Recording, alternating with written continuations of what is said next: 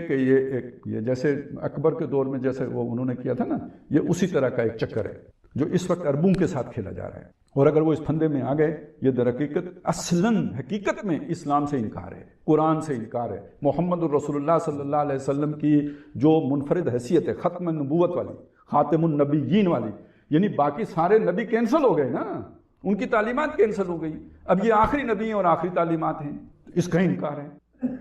یہ چھوٹی سی بات نہیں ہے. ابراہیم اکارڈ جو ہے یہ کتنی بڑی شیطانی چال ہے، اس میں آ کے تو اب وہ اسرائیل کو تسلیم کریں گے. پھر کہتے ہیں کہ جناب ریاست کا مذہب کوئی نہیں ہوتا. اسرائیل کو تسلیم کرنے کے لیے مذہب کا سارا بیچ میں آیا کہ نہیں آیا؟ تو اس چیز کو بھی سمجھ لیں. اب اس کا تعلق پھر اسی بات کے ساتھ، یہ جو ہے نا ایک تعلق جڑ جاتا ہے کہ یہ صرف اسلام ہے جو اللہ کو بادشاہ کے طور پر قبول کرتا ہے. یہودیوں نے اللہ تعالیٰ کو صرف ایک جو جیسے مشرکین کا الہ نہیں ہوتا تھا رکھا ہوا، جا کے اس کی ڈنڈوت بجا لائی، سلام دعا کیا، باقی اپنے دھندے جس طرح مرضی کیے، عملی زندگی کے ساتھ اس الہ کا کوئی تعلق نہیں ہے. اسی طرح یہودیوں نے اللہ تعالیٰ کو کنارے کر دیا، اسی طرح عیسائیوں نے اللہ تعالیٰ کو کنارے کر دیا. یہ تو مسلمان ہیں جو کہتے ہیں کہ زندگی کے تمام شعبوں کے بارے میں اللہ کی رہنمائی کی تابعداری ہوگی. بادشاہ تو وہ ہے. اب اس بادشاہ نے اپنا آخری رسول کا کیا مطلب ہوتا ہے؟ آخری سفیر یا وائسرائے کہیں، جیسے ملکہ برطانیہ نہیں وائسرائے بھیجتی تھی، تو اللہ کا آخری وائسرائے کون ہے؟ محمد رسول اللہ صلی اللہ علیہ وسلم. تو اس سے پہلے والے وائسراؤں کی اطاعت ہوگی یا جو آخری وائسرائے ہے کہ اس کی اطاعت ہوگی؟ تو اگر اللہ کو بادشاہ مانا ہے تو آخری وائسرائے کی بات مانی جائے گی، تو باقی تو سب ویسے ہی کینسل ہو گئے.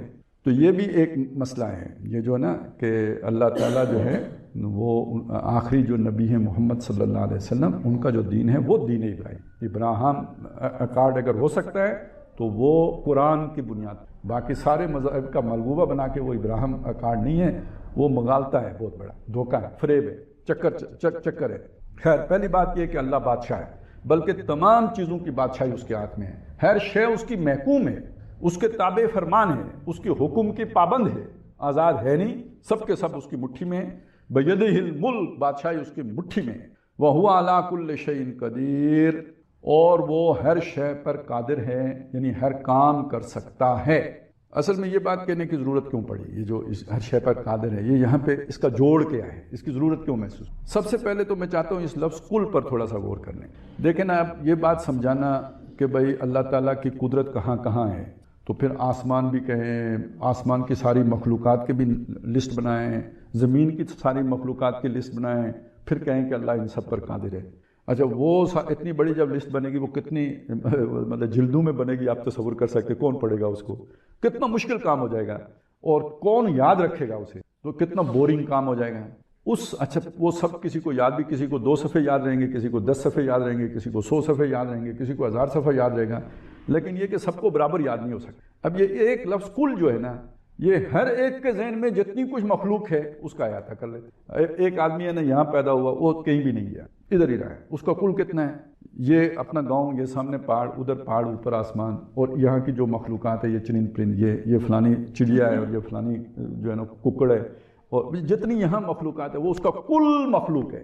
تو جب یہ پڑھے گا وہ پالا کل شیء قدیر، تو یہاں کا جتنا بھی کچھ اسے معلوم ہے، اس پر وہ قادر ہو. اب اس کے مقابلے میں ایک آپ جو ہے نا خلا باز جو ہے نا اس کا تصور کریں، جس نے جا کے کائنات کے راز دیکھے ہیں، پوری زمین کو دیکھا ہے اوپر سے، تو اس کا کل تو بہت بڑا ہے، لیکن اس کے لیے بھی وہ ساری تفصیلات دینے کی ضرورت نہیں. ایک لفظ کل نے سارا مسئلہ حل کر. جتنا کچھ بھی تم دریافت کرو، جتنا کچھ بھی تمہیں دستیاب ہو، جہاں تک بھی تمہاری ریچ ہو، وہ سب کل کے اندر آ گیا یا نہیں آ گیا؟ اس سب کے اوپر قدرت رکھنے والی ذات کس کی ہے؟ قادر اس کے اوپر کون ہے؟ اب یہ اصل میں بادشاہ جو ہوتے ہیں نا، اگر اس کی وہ قادر نہ ہو تو کیا بادشاہ ہیں؟ وہ بعض جو ہے نا لطیفے بادشاہوں کے بارے میں جو نہیں کہتے بھئی وہ 2 کلومیٹر کا بادشاہ ہے یا قلعے کا بادشاہ ہے، تو پھر اگر قدرت نہیں ہے پورے علاقے کے اوپر، تو بادشاہی کے اوپر تو سوالیہ نشان لگ گیا. آپ کا کنٹرول کتنا ہے؟ تو بتایا گیا ہر شے کے اوپر اس کی بادشاہی نہ. عَلَىٰ كُلِّ شَيْءٍ قَدِيرٌ. اب دیکھیں کتنی مشکل بات کو کتنی آسانی سے بیان کر، یعنی ایک لفظ کل لا کے اور اس ساری مشکلات کا سے آسانی سے نکال دیا. عام آدمی کے لیے کتنا آسان ہو گیا بات کو سمجھنا. بس ہر آدمی کا جتنا کل ہے اس سب کا یاد. ایک اس اعتبار سے بھی دیکھیں، ایک کل جو تھا اس دور میں تھا جب قرآن نازل ہو رہا تھا، اس وقت انسان کا علم کتنا تھا، اور ایک کل آج ہے. اب آپ ایک فزکس کی کتاب ہی کھول لیں تو آپ کو پتہ چلے گا کہ جی کیا کچھ ہے. کیمسٹری کھولیں تو بیالوجی کھولیں، مطلب کھولتے چلے جائیں تو کل بڑھتا ہی چلا جائے گا، غبارے کی طرح پھیلتا ہی چلا جائے گا، بے حد و حساب. اب آرٹیفیشل انٹیلیجنس آ گئی ہے، اس سے آپ پوچھنا شروع کریں تو آپ کو پتہ چلے گا کل کیا بلا ہے، لیکن یہ کہ اس سب پر قادر کون ہے؟ اصل بات اتنی ہے بس، جو سب پیدا کرنے والا بھی وہ، خالق بھی وہی، سب اسی کے کنٹرول، بیدہ الملک، یعنی سب کے اوپر اس کی قدرت کا ہے، کوئی اس کے حکم سے باہر نہیں ہے۔ بادشاہوں سے لوگ بھاگ نہیں جاتے، دوسرے ملک بھاگ جاتے ہیں، کہیں ادھر ادھر نکل جاتے ہیں، ڈیزرٹر ہو جاتے ہیں، ڈیفالٹ کر جاتے ہیں، چھپ جاتے ہیں، نہیں، اس سے نہ کوئی چھپ سکتا ہے، نہ بھاگ سکتا ہے، نہ کہیں آگے پیچھے ہو سکتا ہے، نہ گم ہو سکتا ہے، نہ اس کو کوئی چکر دے سکتا ہے، اس کی قدرت سے باہر کوئی بھی نہیں ہوا، ہوا علی کل شیء قدیر۔ یہ تو ایک مسئلہ حل ہو گیا، خالق کا، اللہ کا، بنانے والے کا۔ دوسرا مسئلہ، یہ زندگی کیوں دی ہے؟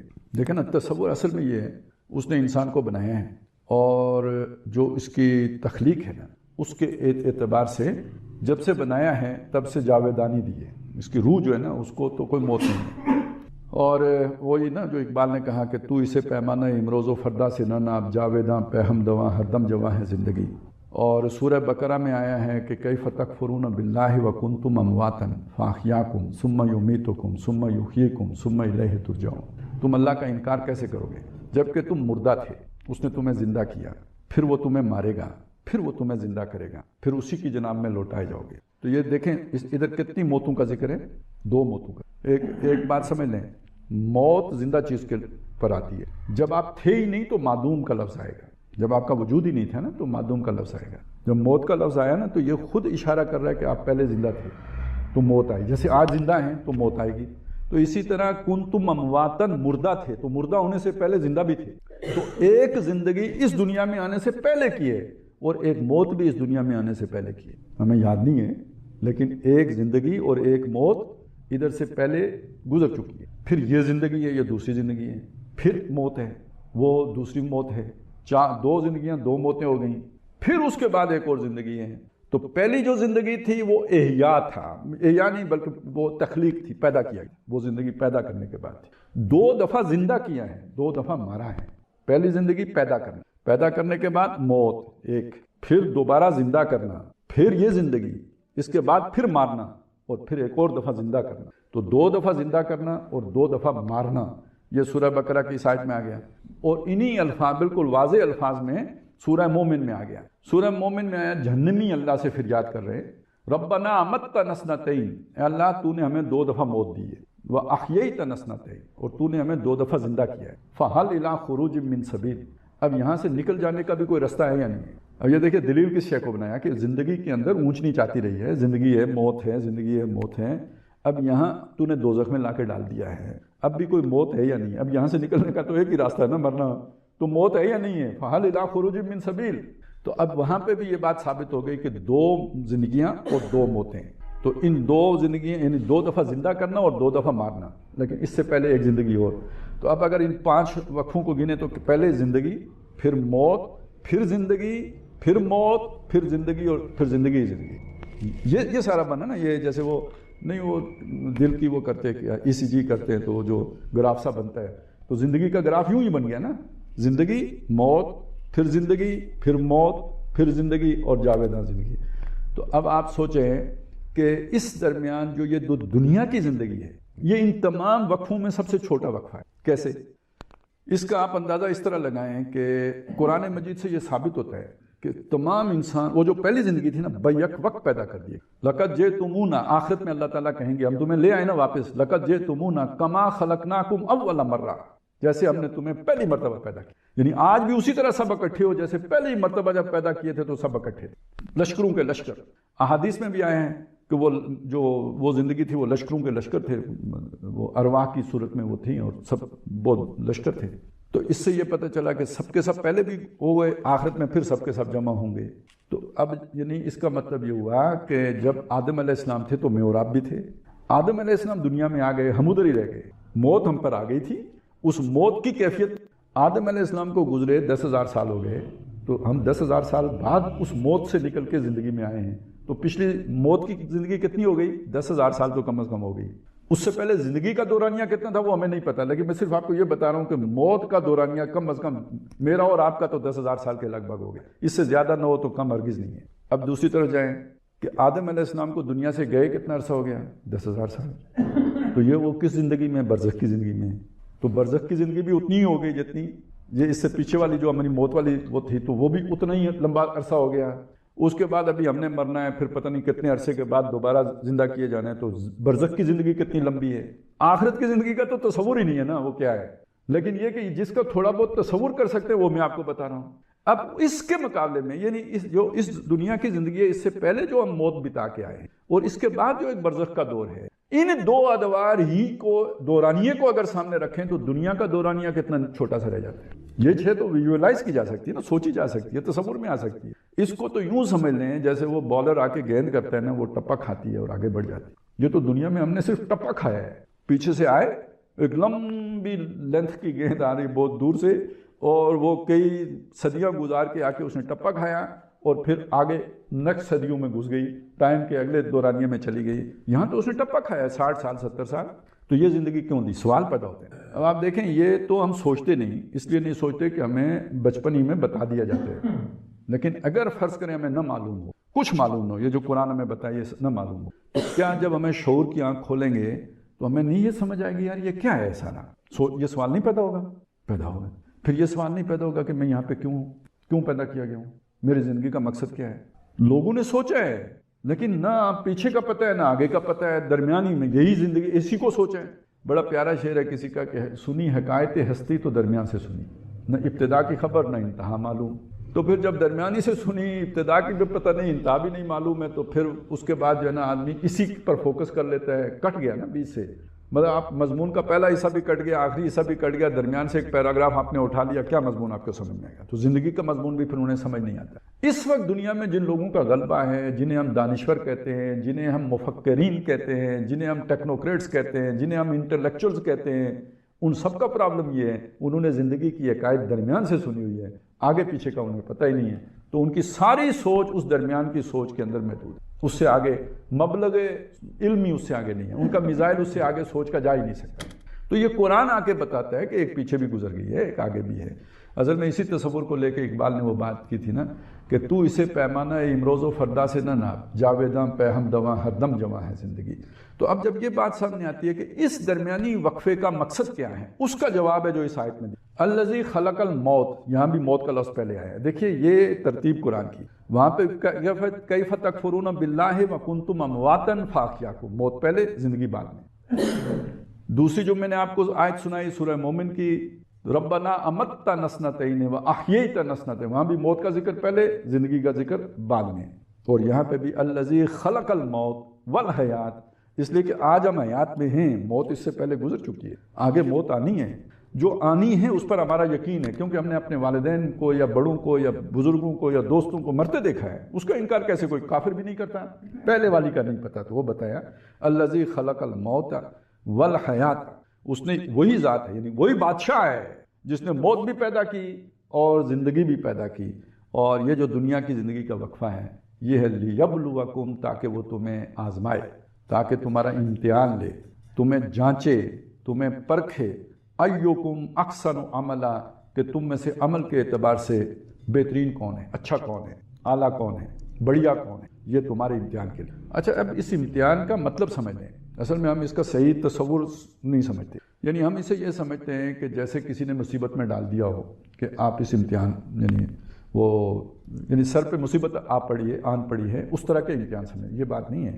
امتحان کا یہاں پہ مطلب ہے کہ میں نے جو تمہیں صلاحیتیں دی ہیں، میں نے جو تمہیں استعدادات دی ہیں، کیپیبلٹیز دی ہیں، پوٹینشیلٹیز تمہارے اندر رکھی ہیں، ان کو آزماؤ، انہیں پالش کرو، انہیں بڑھاؤ. اکثر عمل آیا ہے نا ساتھ، ایک معیار تک پہنچ. اب اس بات کو میں کیسے آپ کے سامنے رکھوں؟ دیکھیں اس کو یوں سمجھ لیجئے، ایک اخروٹ ہے، اتنا سا اخروٹ ہو، اسے ایک ماحول میں آپ رکھیں گے، یعنی زمین کے اندر رکھیں گے، ایک خاص نمی اسے پہنچے گی تو اس کے اندر سے پودا نکلے گا. پھر اس کے بعد اس کی حفاظت ہوگی، ایک خاص ماحول اسے پرووائڈ کیا جائے گا تو وہ بڑھتے بڑھتے بڑھتے بڑھتے کتنا بڑا درخت بن جائے گا.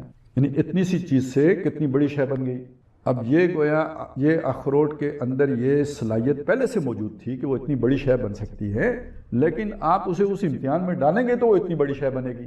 یہ معاملہ ہے انسان کا. لقد خلقنا الانسان فی احسن تقویم. اس کے اندر قابلیتیں بے شمار رکھ دی ہیں احسن تقویم پر، لیکن ابھی ہے اخروٹ کی صورت میں، ابھی ہے یہ بیج کی صورت میں. تو دنیا میں تمہیں بھیجا ہے تاکہ ترقی کرو، اپنی صلاحیتیں ضائع نہ کرو. اپنے جوہر نمایاں کرو، اپنا آپ دکھاؤ، اپنی ورتھ پروف کرو، پتہ لگے تمہارے اندر کتنے پوٹینشیل ہے، پتہ لگے، سامنے آئے. اس لیے یہ امتحان ہے.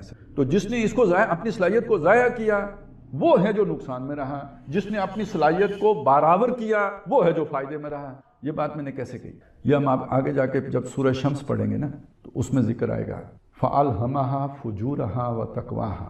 یہ جو نفس ہے نا اس کے اندر اس کا فجور بھی رکھ دیا ہے اور اس کا تقویٰ بھی رکھ دیا. اب یہاں میں اگر اس کو جوڑوں اس چیز کے ساتھ کہ لَقَدْ خَلَقْنَا الْإِنسَانَ فِي أَحْسَنِ تَقْوِيمٍ، یہ اس کا تقویٰ ہے، جس پوٹینشیل پر پیدا کیا وہ اس کا تقویٰ ہے. ثُمَّ رَدَدْنَاهُ أَسْفَلَ سَافِلِينَ، پھر اسے گرا دیا نچلوں میں سب سے نچلا. یہ اس کا جو ہے نا وہ فجور ہے جو اس کے اندر ڈال دیا. یہ اصل میں وہ جبلتیں جن کا میں نے ابھی ذکر کیا تھا نا، ہمیں 90% جبلتیں چلا رہی ہوتی ہیں، یہ نیچے کھینچ رہی ہوتی ہیں، یہ دنیا کے کاموں کی طرف راغب کر. وہ جو اکثر تقویم ہے وہ اوپر لے کے جا رہا ہو. اب دیکھیں اکثر و عملہ اور اکثر تقویم اس کو ساتھ جوڑ کے دیکھیں. تو جب آپ نے اپنی آپ کو وہ جو بندھن ہے نا ان سے آزاد کر لیا، خود ہی کو کر بلند اتنا کہ ہر تقدیر سے پہلے خدا بندے سے خود پوچھے بتا تیری رضا کیا ہے، تو وہ اصل میں یہ مضمون ہے نا. تو جب آپ اپنے آپ کو ان جبلتوں سے اوپر اٹھا لیتے ہیں اب آپ کا درخت جو ہے نا وہ اس کو مناسب ماحول ملتا ہے. جیسے کوئی سی بیج کے اوپر پتھر رکھا ہو تو اوپر سے ہٹ جائے تو اب وہ نکلے گا، چلے گا، آگے بڑھے گا. یا یہ کہ اس کی جڑوں میں دیمک لگ گئی ہو تو وہ آپ ہٹا دیں گے تو پھر اس کے بعد جو ہے نا اس کو نشو نما ملے گی.